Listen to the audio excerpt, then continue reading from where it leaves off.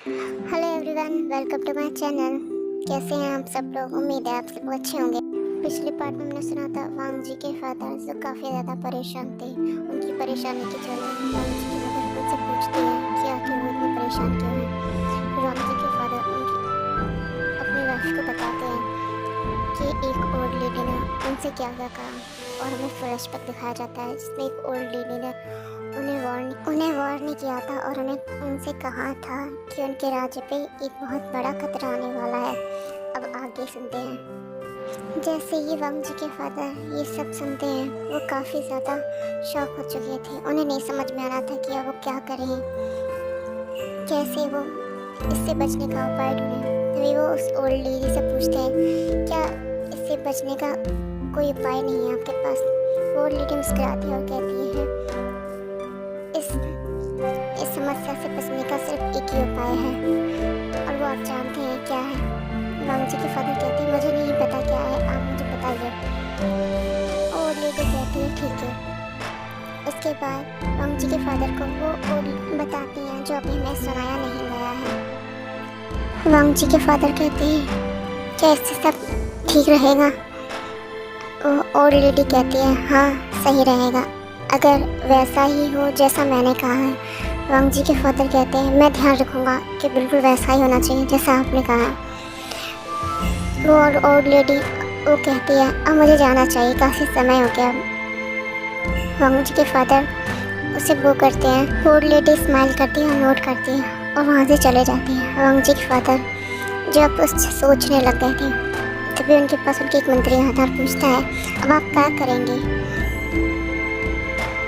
तो कहते हैं वही जो इसने कहा है। तो वो मंत्री कहता है कि आप वही करने वाले हैं जो उस ओल्ड ने कहा है?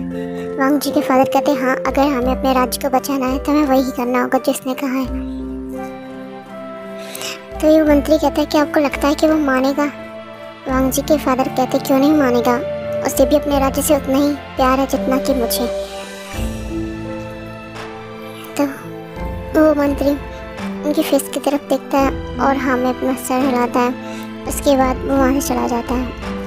अब फ्लैशबैक एंड होता है और हम प्रेजेंट में आते हैं। वांग जी की मदर जो इस सब बातें सुन के कहती, क्या आप ऐसा करेंगी? मैं ऐसा नहीं करने होने दूंगी, आप ही गलत कर रहे हैं, उसमें उसकी कोई गलती नहीं है। वांग जी के फादर कहते, मुझे पता है उसकी कोई गलती नहीं, और मैं उसकी बुराई के लिए मैं कुछ भी नहीं कर रहा हूँ, मैं भी उसका भला ही चाहता हूँ, इसीलिए मैं सब कुछ कर रहा हूँ। वांग जी की मदर कहती है, पर फिर भी मैं ऐसा नहीं होने दूंगी, वो अभी बहुत छोटा है। वांग जी के फादर कहते हैं, हाँ मुझे पता है वो काफ़ी छोटा है, फिर भी उसे ये करना होगा हमारे राज्य के लिए। वांग जी की मदर कहती हैं, आप सिर्फ अपने राज्य की सोच रहे हैं, अपने बेटे की नहीं। वांग जी के फादर कहते हैं, मुझे अपनी बेटी की भी उतनी परवाह है जितना मैं तुमसे ज़्यादा उसकी फ़िक्र करता हूँ।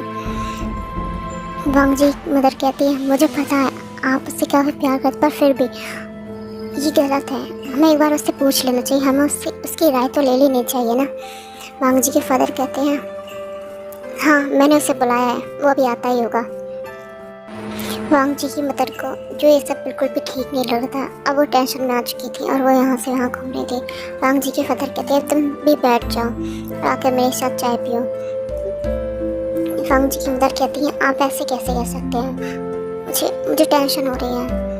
वांग जी के फादर कहते हैं, टेंशन मतलब सब अच्छा ही होगा, वो अभी आता ही होगा, मैंने कुछ सर्वेंट को भेज दिया है उसे लाने के लिए। वांग जी की मदर एक नोट करती है और वो भी बैठ जाती है अपने हस्बैंड के साथ।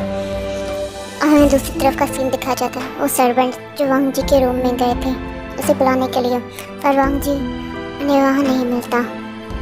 सर्वेंट जो हर जगह वांग जी को देख लेते हैं उस कमरे में, कहीं वांग जी नज़र नहीं आता।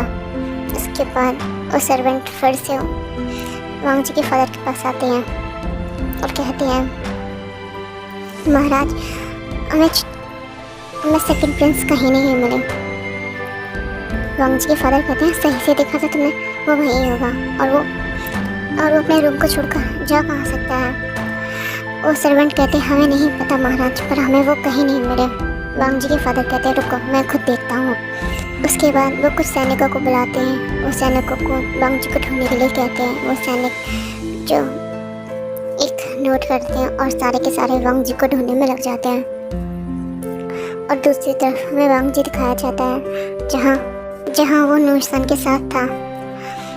न्यूसन जो एक दीवार के ऊपर बैठा हुआ था और वांग जी जो नीचे खड़ा हुआ था और वो अपना हाथ न्यूसन को ऊपर खींचने के लिए दे रहा था।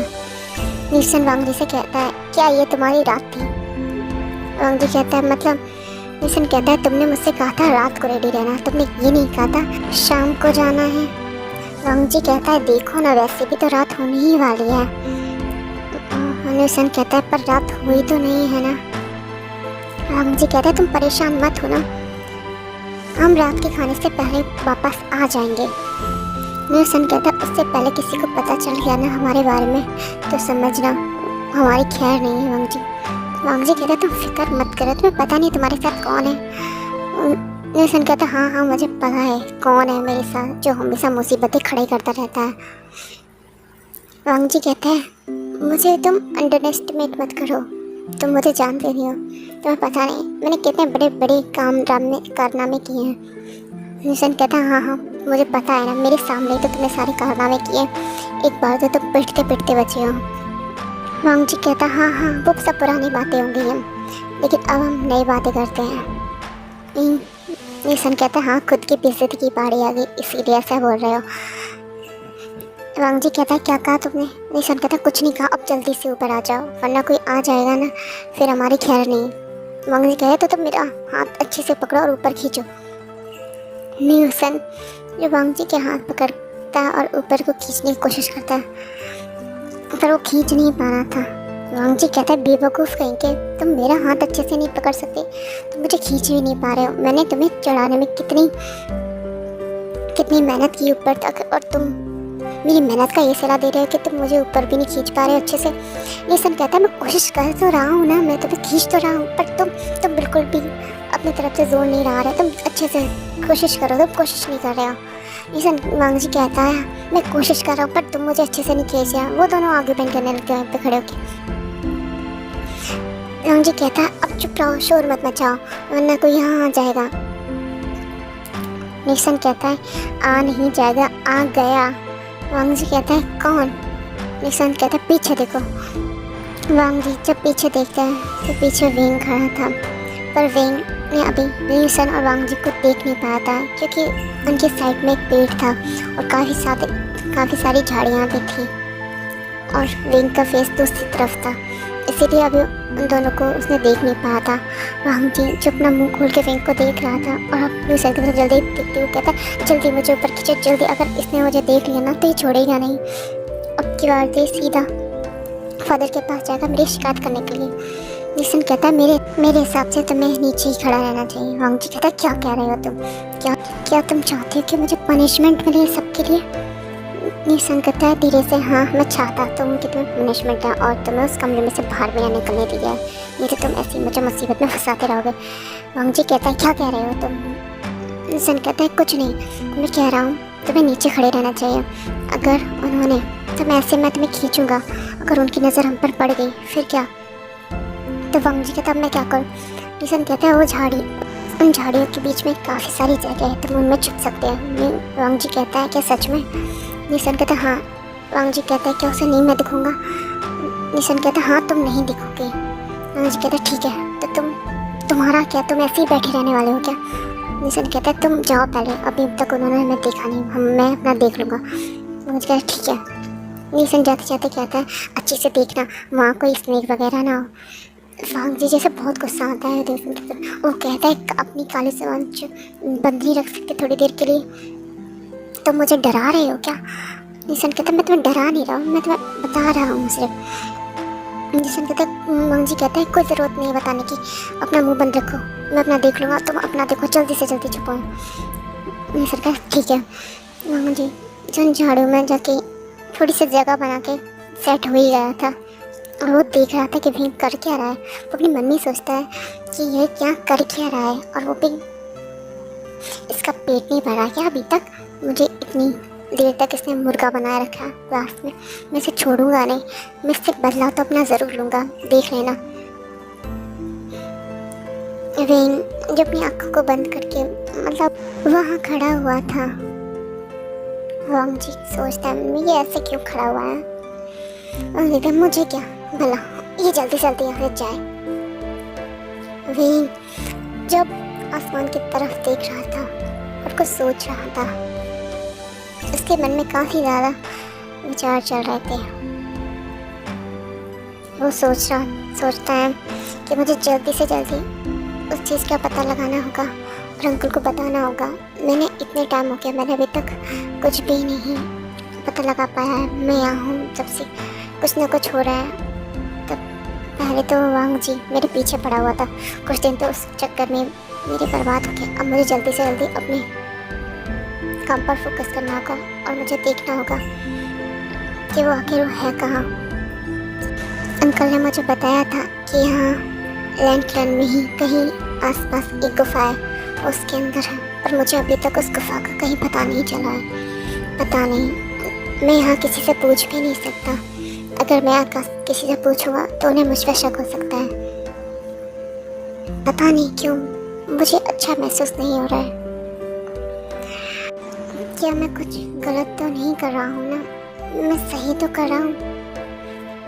मैं अपने माँ बाप का बदला ले रहा हूँ, ये सही है ना? क्या ये सब गलत है? पता नहीं क्यों मेरे दिल में अजीब सी हलचल सी हो रही है। ऐसा लग रहा है जैसे मैं कुछ गलत करने जा रहा हूँ। पर मुझे जब भी मेरे माँ बाप के चेहरा मेरी आंखों के सामने आता है कि उन्हें कितनी बेरहमी से मारा गया था, तो मुझे बस एक ही चीज़ दिखाई देती है, उन सबसे बदला। मुझे बदला चाहिए बस।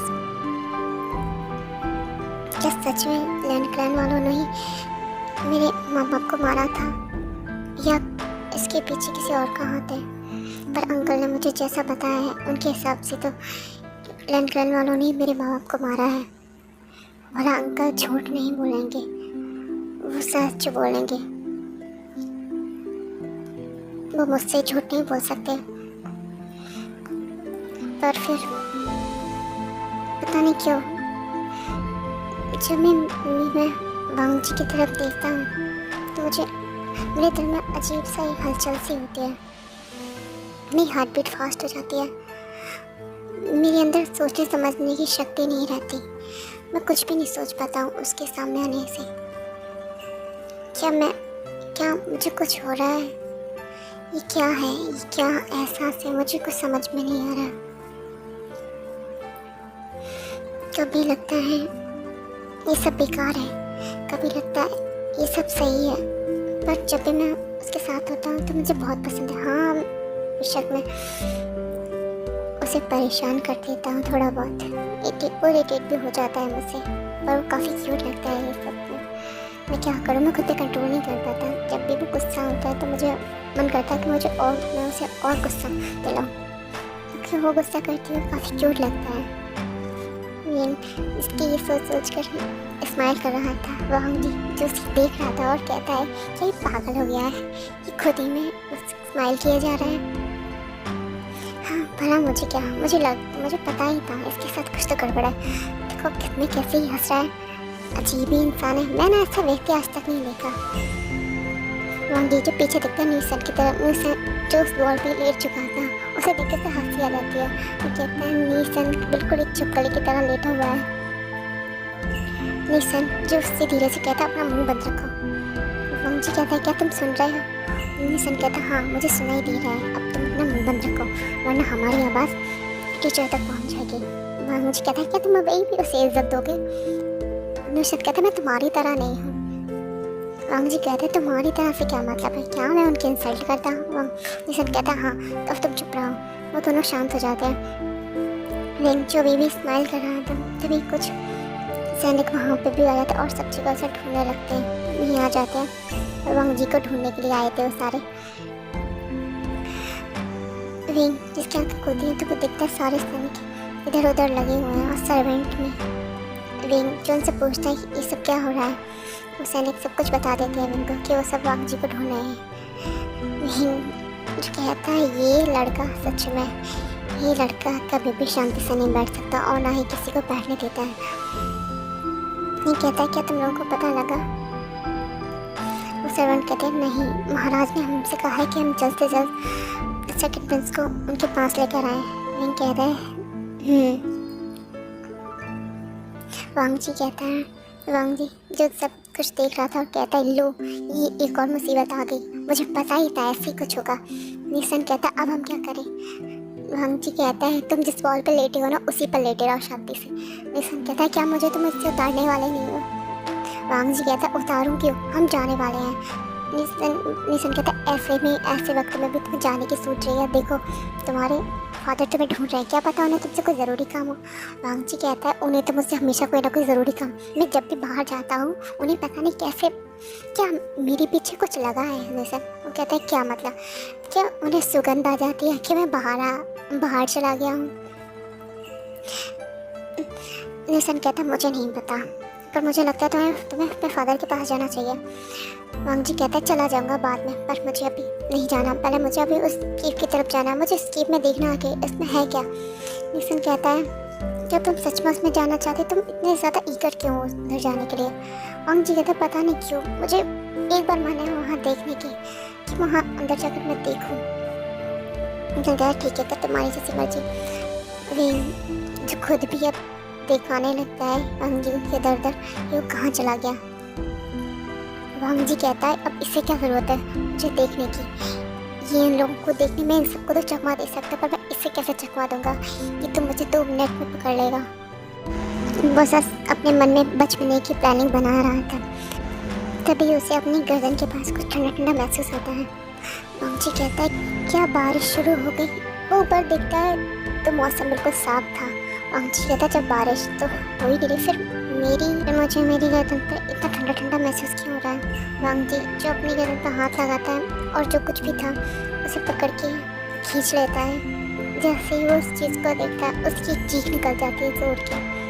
अब सारे लोग जो वांग जी को ढूंढ रहे थे विंग, वो सब उस तरफ देख रहे थे। वांग जी जो बंदर की तरह कूदे जा रहा था और चिल्ला रहा था। सब वांग जी की तरफ ही देखते हैं, सब वांग जी के हाथ में देखते हैं तो उन सबका मुंह खुला रह जाता है। वांग जी ने अपने हाथ में एक स्नेक पकड़ा हुआ था और उसे लेकर वो कूद रहा था और चिल्ला रहा था मुझे बचा जोर जोर से। और सब लोग देख रहे थे। निसन जो कहता है वो मुझे पता था ही ऐसे ही कुछ करेगा, अब तो गया मैं भी, अब ब्रदर को पता चलेगा, अब वो मुझे छोड़ेंगे नहीं। वांग जी जो बस चिल्लाए जा रहा था। विंग कहता है तुम उस स्नेक को छोड़ दो। वांग जी कहता है मुझे बचाओ प्लीज़ मुझे बचा लो, मुझे स्नेक से बचाओ, इसने मुझे काट लिया। विंग कहता है पहले तुम उस हाथ में से छोड़ोगे, उसे पकड़कर क्यों डांस किए जा रहे हैं उसके साथ? वांग जी कहता है आप अभी भी मुझे डांट रहे हैं, आपको मेरी हेल्प करनी चाहिए, आपका स्टूडेंट एक मुसीबत में है और आप मुझे डांट रहे हैं, मुझे बचाइए ना प्लीज़, जल्दी करिए और स्नेक को मुझसे दूर कीजिए। विंग कहता है पहले उस स्नेक को छोड़ो। वांग जी कहता है मैंने उसे पकड़ा हुआ है। वांग जी देखते तो वो स्नेक उसके हाथ में था, वो और तेज देख के छोड़ना चिल्लाने लगता से। विंग कहता बेवकूफ़ कहीं का। विंग जो उसके पास आता है और कहता है हिलना बंद करो शांति से। विंग लेकिन वांग जी जो बिल्कुल भी हिलना बंद नहीं कर रहा था, वो अभी भी कूदते जाता। विंग जो उसके दोनों शोल्डर को पकड़ता है और कहता है हिलना बंद करो, शांत हो जाओ, चुप रहो। और वो धीरे से वांग जी के हाथ में से स्नेक को दूर फेंक देता है। वांग जी जो एकदम से उसे हाथ कर लेता है और रोने लगता है, कहता है आज तो मैं मरने वाला हूँ, उस स्नेक ने मेरी नेक पे वाइट कर लिया, देखिए मेरी नेक पे उसने मुझे वाइट कर लिया है। और वो विंग को अपनी नेक शो करने लगता है। विंग जिसके नेक को दिखता है और कहता है उसने तुम्हें नहीं काटा है। वांग जी कहता है आपको कुछ नहीं पता, उसने मुझे सच में बाइट किया था, मुझे महसूस हुआ था। विंग कहता है तुम्हारी नेक पे कोई मार्क नहीं है। वांग जी कहता है सच में? विंग उसकी तरफ हाँ में सर करता है और कहता है हाँ तुम्हारे घर पे कोई मार्क नहीं है। वांग जी उसे एक राहत की सांस आती है, कहता है थैंक गॉड मैं बच गया, क्या मैं मरूंगा नहीं? विंग कहता बेवकूफ़ कहीं के, जब उसने तुम्हें काटा ही नहीं तो तुम मर कैसे सकते हो? और वैसे भी स्नेक के काटने से इतनी जल्दी कोई नहीं मरता, जैसे तुम चिल्ला रहे थे ना, वो स्नेक जरूर तुम्हारे चिल्लाने की वजह से मर जाता। वांग जी कहता है हाँ ठीक है मैं समझ गया। कहता है बस एक बात बता, तुम अभी कहाँ जाने वाले थे? हाँ जी, तो ये सुन के शौक ही होगी जगह था क्योंकि विंग उससे वो पूछ रहा था जो वो बताना नहीं चाहता। वांग जी कहता है क्या आप मुझे ऐसे हक करके रखने वाले हैं, क्या आप मुझे छोड़ेंगे नहीं। विंग जो खुद को वांग जी को देता, हाँ क्योंकि अभी तक उसने वांग जी को ऐसे ही हक करके रखा था। विंग जो एकदम से उसे छोड़ देता कहता लो, मैं तुम्हें हक करने में मुझे कोई इंटरेस्ट नहीं है। वांग जी कहता हाँ मुझे पता है। विंग कहता है तुमने मेरी बात का जवाब नहीं दिया। वांग जी कहता है वो मैं तब भी वहाँ पे वो सैनिक भी आ जाते हैं और कहते हैं क्या सेकंड प्रिंस आपको महाराज ने बुलाया है। वांग जी कहता है हाँ मैं जाता हूँ। वांग जी कहता है मैं आपको फिर कभी बताऊँगा कि मैं कहाँ जा रहा था। ओके बाय बाय, और मेरी जान बचाने के लिए शुक्रिया आपका। विंग जो हाँ मैं सर नोट करता हूँ चला। वांग जी वहाँ से चला जाता है। विंग सिर्फ उसे जाते हुए देख रहा था। अचानक से उसके चेहरे पर एक स्माइल आ जाती है। उसे याद आता है कि वांग जी ने कैसे उसे हक करके रखा था और कैसे उससे लिपट के रोए जा रहा था। विंग जो स्माइल करता है कहता है स्टूपिड ओमेगा। तो चलिए आज के पार्ट यहीं ख़त्म होता है, कल के पार्ट में हम मिलेंगे। Bye bye.